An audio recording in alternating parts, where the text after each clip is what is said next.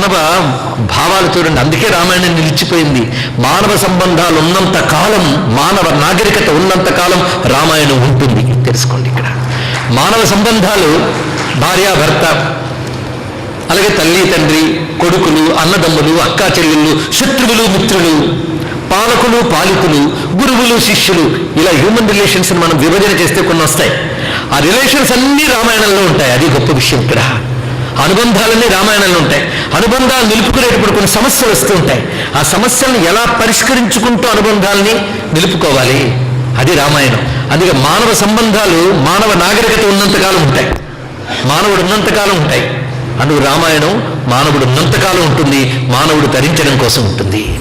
అందుకు రామాయణం అంటే ఇంతమంది వస్తున్నారంటే రామకథకు ఉన్న శక్తి అది, రామాయణానికి ఉన్న శక్తి అది, అది గ్రహించాలి. అంతేగాని మనంతో మనం వికృతమైన ఆలోచనలతో వెళుతూ దానివల్ల పొందుతున్న ధర్మం ఏది, భక్తి ఏమిటి, సమాజం ఎంత స్ఫూర్తి పొందుతుందో గమనించకుండా వ్యక్తిగత అహంకారాలతో రామాయణాదును తోలనాడరాదు, పురాణాన్ని తోలనాడరాదు, ఇతిహాసాన్ని తోలనాడరాదు. వాటి యొక్క ప్రయోజనాన్ని చూడండి. ఇది తెలుసుకోవాల్సింది. మహానుభావుడు స్వామి వివేకానందని పాశ్చాత్య దేశాలకు ప్రశ్న వేశారట. అయ్యా, విగ్రహారాధన అనేది చాలా బాల స్థితిలో ఉంటుంది, అల్పస్థాయిలో ఉంటుంది. మీరు అద్భుతమైన ఫిలాసఫీ చెప్తున్నారు, అద్వైత వేదాంతం. ఇంత అద్వైత వేదాంతం చెప్తున్న మీరు విగ్రహారాధన ఎందుకు అంగీకరిస్తున్నారు అన్నారు. కేవలం పుస్తక జ్ఞానం కాకుండా అనుభవ జ్ఞానం రానంత వరకు నేను కూడా విగ్రహారాధన అంగీకరించలేదు, నాకు అనుభవం లభించాక నేను విగ్రహారాధన అంగీకరిస్తున్నాను అన్నాడు. ఆయన గొప్ప మాట. ఈ చమత్కారాలకి, యుక్తులకి, తర్కాలకి దొరకవండి, అనుభవం ఒకటి ఉంటుంది అన్నిటికీ మించి అని గొప్ప మాట చెప్పాడు. ఏ సంప్రదాయమైనా తప్ప ఒప్ప అని నిర్ణయించేది మన యుక్తితో కాదు, ఆ సంప్రదాయంలో వచ్చిన వాళ్ళు ఎటువంటి వారు అని నిర్ణయించాలి. మీరు అనుకుంటున్న విగ్రహారాధన సంప్రదాయంలో మా దేశంలో యోగులు వచ్చారు, మహాత్ములు వచ్చారు, జ్ఞానులు వచ్చారు, అందుకు ఆ సంప్రదాయం చెప్పుతున్నాడండి. ఇది తెలుసుకోవాలి. అందుకు రామాయణ భారత భాగవతాలు జాతిని నడిపిస్తున్నాయి. భారత జాతిని, సామాన్యుల్ని ప్రభావం చేస్తూ ధర్మపథంలో నడిపిస్తూ వాళ్ళ బుద్ధిలో జాగృతి కలిగించి మోక్షగాములను చేస్తున్నవి ఇతిహాస పురాణములు. వాటికి నమస్కరించుకుంటూ ఎన్ని ధర్మములు చెప్తున్నారు ఇక్కడ. ఆ తల్లి అని పితృగృహంలో ఎలా ఉంటానో అలా ఉంటాను అని చెప్పిందిట. అప్పుడు పైగా ఆమె మురిసిపోతుందండి. అంతేగాని వనాలకి వెళ్ళవలసి వస్తుందని దుఃఖం ఇసుమంత లేదుట. ఎందుకంటే రాముడితో వెళుతుంది కదా, అది ఆయనతో ఉంటే ఎక్కడున్నా ఒకటే అని నాకు చాలా ఆనందం, ఆశ్చర్యం కలుగుతుంది రామా అంటుందిట. ఎందుకంటే నా చిన్నప్పుడు మా నాన్నగారు మా ఇంటికి వస్తున్నటువంటి కొందరు జ్యోతిష్ శాస్త్రవేత్తలకి నా జాతకం చూపించారు. వాళ్ళు ఏం చెప్పారంటే, లక్షణభ్యో ద్విజాతిభ్య శృత్వాహం వచనం పురా. వాళ్ళప్పుడు నాతో చెప్పిన మాట ఏంటంటే, ఈమె కొంతకాలం వనవాసం చేస్తుంది అని జ్యోతిష్ శాస్త్రవేత్తలు చెప్పారు. అది నిజమే అయ్యిందనమాట. అది ముడిసిపోతుంది ఆవిడ. జాతకంలో చెప్పింది నిజమయ్యింది అని చెప్తే రాముడు అన్నాడు, ఏమనుకుంటున్నావు, మళ్ళీ చెప్తున్నాను, కష్టాలు చాలా ఉంటాయి సింహ.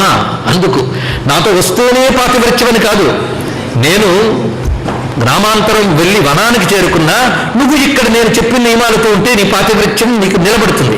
కాబట్టి నాతో రావాలని అంత పంతం పట్టకు. అక్కడ చాలా భయంకరమైన పరిస్థితులు ఉంటాయి, అసురులు ఉంటారు, మృగాలు ఉంటాయి, భయంకరమైన పక్షులు ఉంటాయి. ఇవన్నీ మళ్ళీ వర్ణించాట. వెంటనే ఆవిడ గొప్ప మాట ఉంటుంది, మా నాన్నగారు ఒక స్త్రీని అల్లుడిగా పొందారేమో అందుకండి. రామ జామాతరం ప్రాప్య స్త్రీయం పురుష విగ్రహం. పురుష రూపంలో ఉన్న స్త్రీని అల్లుడిగా పొందాడేమో మా నాన్న. లేకపోతే ఈ మాటలేమిటి అంటే అర్థం ఏంటి? అక్కడ అంత ప్రమాదంగా ఉంటుందంటే ఏం ప్రమాదాల నుంచి నువ్వు రక్షించలేవా? చేతకాని వాడివా? సర్వసమర్థుడివే, నువ్వు ఇలా మాట్లాడతావేంటి అని చెప్పడం అండి. దీన్ని ఒక్కొక్క వ్యాఖ్యాత ఒక్కొక్కలా వ్యాఖ్యానించారు. కొందరు ఏదో మామూలు మాటలను తీసి పారేశారు. స్త్రీయం పురుష విగ్రహం అనే మాటకు మాట అన్నారు కొంతమంది. ఇది సరిగ్గా బ్రహ్మాండ పురాణంలో మనం చూస్తే పుంరూప విష్ణు విగ్రహ అని లలితాదేవి గురించి చెప్పారు. అంటే లలితాదేవి పురుష రూపం ధరిస్తే విష్ణువుట. అది ఇక్కడ తత్వం ఒక్కటే, సర్వజగద్వ్యాపకమైన పరమేశ్వర శక్తి. వ్యాపకం అంటే విష్ణువు కదా, దాని స్త్రీలింగంలో వైష్ణవి అంటాం, పుంలింగంలో విష్ణు అంటాం. యా ఉమా సా స్వయం విష్ణు అని ఉపాసన చెప్తోంది. ఇది ఉపాసనా పరంగా చూస్తే మాత్రం దీనికి ధ్వని ఉంది. రామ అంటే సుందరుడు, రామ అంటే సుందరి, రామ రమణలం పట చదువుతున్నాం కదా. అందులో రాముడు ఎవరయ్యా అంటే శ్రీరాము లలితాంబిక అని బ్రహ్మాండ పురాణ వాక్యం. కానీ రాముడు ఎవరు? లలితాంబికటే. అంటే లలితాంబిక పురుష రూపం ధరిస్తే రాముడు. అది ఈ మాటలో స్త్రీయం పురుష విగ్రహం అనేటువంటి మాట బ్రహ్మాండ పురాణ వాక్యం లలిత స్వరూపమే రాముడు అనే భావాన్ని తెలియజేస్తున్నది అని శ్రీ విద్యోపాసకులు అన్నమాట. ఇది కాదంటారు పాపం కొందరు పండితులు, అనుకోనండి ఎవరు కూడా వాళ్ళకి. ఈ శ్రీ విద్యోపాసకులు తృప్తిగానే ఉంది కదా. అలా పరిశీలిస్తే తత్వం రామ అన్న సుందరి, త్రిపుర సుందరి రెండు ఒకటి. అందుకే లలిత అంటేనే లావణ్యాత్ లలిత, రామ అంటే రమణీయత్వాత్ రామ. అది రెండు మనం పరిశీలించినప్పటికీ సౌందర్య స్వరూపమే రెండూ కూడా. అందుకే చెరకు విల్లు పట్టుకున్న లలితాంబ, కోదండం పట్టుకున్న రామచంద్రమూర్తి రెండూ ఒకే తత్వాన్ని చెప్తున్నాయి. కలికాలమ్మని కాని కాలమని ఏ కర్పణ్యమును లేదులే, లలితాకారుడు ధర్మ దిగ్రహుడు, లలితాకారుడు ధర్మ దిగ్రహుడు, కాలమ్మున్ ప్రశాసించు ఉజ్వల కోదండ ధరుండు రాజమణి నీవై గుండెలో నుండగా, తొలియు సత్యయుగమ్మె నా మనికి కాదో రామచంద్ర ప్రభు అని నమస్కారం చేసుకుంటూ ఆ లలితాకారుడు, ఆ మాటని స్త్రీయం పురుష విగ్రహం. మామూలుగా వ్యవహారంగా చూస్తే ఈ మాట ఆ మాత్రం గట్టిగా అనడం ప్రేమలో సహజమే. అందుకే ఇక్కడ వీడు కోపంగా మాట్లాడుతుంటే సీతమ్మకు కూడా కోపం వచ్చిందనమాట అని అంటే మనం కూడా కోపానికి రెడీ అయిపోనక్కర్లేదు. ఇక్కడ వాల్మీకి గొప్ప మాట అంటున్నాడు, ప్రణయాదేవ సంక్రుద్ధ, ప్రేమతో వచ్చిన కోపంట.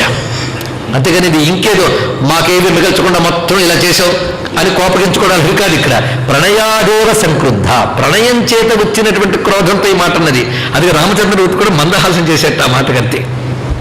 ఇంకో మాట ఉన్నది, నిన్ను నేను ప్రయాణంలో ఎక్కడ ఇబ్బంది పెట్టను సుమా, నువ్వు అలసిపోతే నీ అలసట తీర్చడానికి నేను ప్రయత్నిస్తాను, నువ్వు అలసిపోకుండా చూసుకుంటాను. నచమే భవితా తత్ర కశ్చిత్ ప్రతి పరిశ్రమ పృష్ఠతస్తవ గచ్చన్యా. నేను నువ్వు తింటున్నప్పుడు నిద్రపోతున్నప్పుడు నీ వెనకే ఉంటూ నేను అంటి పెట్టుకుని నీకే అలసట రాకుండా చూసుకుంటాను ఇలా చెప్తోంది. అప్పుడు రామచంద్రమూర్తి నవ్వి, నేను నిన్ను తీసుకువెళ్ళను అన్నది ఎందుకంటే అక్కడ నిన్ను రక్షించలేక కాదు సుమా, నువ్వు హృదయం తెలియకుండా తీసుకెళ్ళడం ఏమిటి, అందుకు నేను ఆ మాట ఎత్తలేదు అన్నాడు. చాలా గొప్ప మాట చూడండి ఇక్కడ. అందుకు తిన్నగా వచ్చి నేను అడుగుతున్నా నువ్వు వచ్చేసేయి అంటే ఆయన వెళ్తే లేరు కానీ ఆవిడ మాత్రం ఎందుకు తీసుకెళ్ళమండి అని మళ్ళీ ఫెమినిస్టులు గొడవలు పెడతారు. ఇప్పటికే కొన్ని అర్థంగా రాముడు ఎందుకు ఇలా చేశాడు, ఆయన ఎందుకు ఇలా చేశాడని మాట్లాడే వాళ్ళు తయారయ్యారు. మనకే ఇంత తెలివితేటలుంటే వాల్మీకి లేదు. ఆయన అది ఎందుకు చేశాడో అక్కడ చెప్పాడు, మనం చదవలేదు సరిగ్గా ముందు వెనక. ధర్మం బోల్డ్గా చెప్పబడదండి, సూక్ష్మంగా ఉంటుంది, సటిల్ పాయింట్స్. అందుకు రామచంద్రమూర్తి ముందే నువ్వు వచ్చేసే అడవికి అనకుండా ఇన్ని మాటలు చెప్తే ఆవిడ తన సంసిద్ధతని చెప్పాక అప్పుడు చెప్తున్నాడు, నేను నిన్ను తీసుకువెళ్ళకపోవడానికి చేతకానితనం కారణం కాదు, నదేవి తవ దుఃఖేన స్వర్గమప్యభిరోచయే. గొప్ప మాట చెప్పాడు ఇక్కడ. నువ్వు దుఃఖపడితే నాకు స్వర్గం కూడా సుఖమివ్వదు సుమా అన్నాడండి. భార్యాభర్తల బంధం ఎంతో పరిశీలించండి, వారి ప్రేమ. భార్య దుఃఖపడుతుంటే భర్తకు సుఖం ఉండదుట, అది గొప్ప విషయం. అందుకే శ్రీనాథుడు గొప్ప మాట చెప్తాడు, అర్థహీనంబైన వాక్యంబును యోషాహీనంబైన సౌఖ్యంబును శివహీనంబైన కర్మంబులను నిరర్థకంబులు అన్నాడు ఇక్కడ.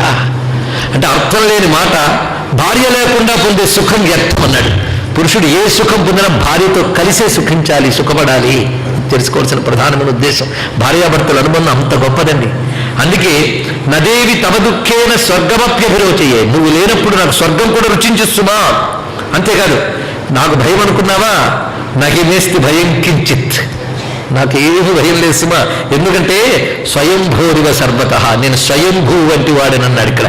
స్వయంభూ అంటే పరబ్రహ్మ, స్వయంభూ పరిభూ ఉపనిషత్తు చెప్తోంది. ఆ స్వయంభూ అంటే ఇదే రాముడు దొరికిపోతాడని అదే కొన్ని చోట్ల విష్ణువని అమ్మ దగ్గర దొరికిపోయాడండి. నేను స్వయంభూ వంటి వాడిని అంటే వంటివాడు అంటేనే అదే, లక్ష్మితో ఉన్న విష్ణువు వలే అంటేనే చూపిస్తున్నది. అలాగే ఇక్కడ స్వయంభూరివ తవ సర్వం అభిప్రాయం అవిజ్ఞాయ శుభాననే వాసన్న రోచయేరణ్యే శక్తిమానపి రక్షణే. నిన్ను రక్షించడంలో సర్వసమర్థుడు అయినప్పటికీ నీ అభిప్రాయం తెలుసుకున్నట్టుకే నేను ఈ విధంగా మాట్లాడాను. సాహిదిష్ట అనవద్యాంగీ వనాయ మదిరేక్షణి అనుగచ్చస్వ మాం భీరు సహధర్మచరీ భవ. పైగా ఆవిడ కన్నీళ్ళు వచ్చేసాయి కదా, కన్నీళ్ళు వస్తే ఆ తలని మీరు అంటున్నాడు భీరు అంటే ఓ పిరికిదానా, ఆ ప్రేమగా అన్నట్ట, ఓ బేలా నువ్వు అదృష్టవంతురాలి, ఏం పర్వాలేదు రా నాతో పాటు, అనుగచ్చస్వ నాతో పాటు రా, నువ్వు అనుసరించు, సహధర్మచరీ భవ. అప్పచెప్పడాల్లో రాముడు గొప్ప గట్టుకుడండి. నిన్ననే అన్నాడు జనక మహీపతి, సహధర్మచరీ తవా అని. తవా అంటే నీకు, ఈవిడ ఇక నుంచి సహధర్మచరి. ఆ మాటను గుర్తు చేస్తున్నట్టు సహధర్మచరి భవ, ఆ మాట సరిగ్గా వాల్మీకి ప్రయోగితులు అందం చూడండి. మీ నాన్న నిన్ను నాకు ఇస్తూ నువ్వు సహధర్మచారిని, నీకు సహధర్మచారిని విడా అన్నాడు. అందుకే నువ్వు నాకు సహధర్మచారిగా రా, సహధర్మచరీ భవ. నిన్న చెప్పిన వ్యాఖ్యానం మళ్ళీ గుర్తు తెచ్చుకోవాలి. రాముని ధర్మానికి సహచరిగా సీతమ్మ వెళ్ళడానికి సిద్ధమైపోయిందండి, ఉత్సాహంగా బయలుదేరిపోయింది. వెంటనే సీతమ్మతో పాటు రాముడు సీతాగృహం నుంచి వెలికి రాగానే అక్కడ సరిగ్గా ఒక పెద్ద తట్ట పార గుణకం పట్టుకుని నిలబడి ఉన్నట్ట. ఎవరు? లక్ష్మణస్వామి తిన్నగా. ఇదేమిటి నీ వేషం? నేను వస్తున్నా పద అన్నాడు. నేను నీతోనే ఉంటాను, నువ్వు అడవికి వెళ్లకుండా ఉండాలని మా కోరిక, నువ్వు వెళితే మాత్రం నిన్ను విడిచిపెట్టను నేను. ఏది గంతం కృతాబుద్ధిర్ వనం మృగగజాయుతం అహం త్వామనుగమిష్యామి వనమగ్రే ధనుర్ధర. నీ ముందు నేను నడుస్తాట. ఎందుకంటే రాముడికి ఏ ప్రమాదం కలగకుండా ముందు నడుస్తాడు. వనమగ్రే ధనుర్ధర, ధనుస్సు పట్టుకుంటాను. అంతేకాదు రామా నువ్వు తప్ప నాకేం అక్కర్లేదయ్యా అంటున్నాడు. అందుకే లక్ష్మణస్వామి ఉపాసనా ధర్మానికి ప్రతీకండి. ప్రతీక లక్ష్మణస్వామి ఉపాసనా స్వరూపుడు. ఈ రహస్యం విశ్వనాథ్ గారు చెప్తారు. కౌసల్య ముక్తికాంతా సమాన లలి సుమిత్ర ఉపాసనా స్వరూప అన్నాడండి. గొప్ప మాట ఇక్కడ.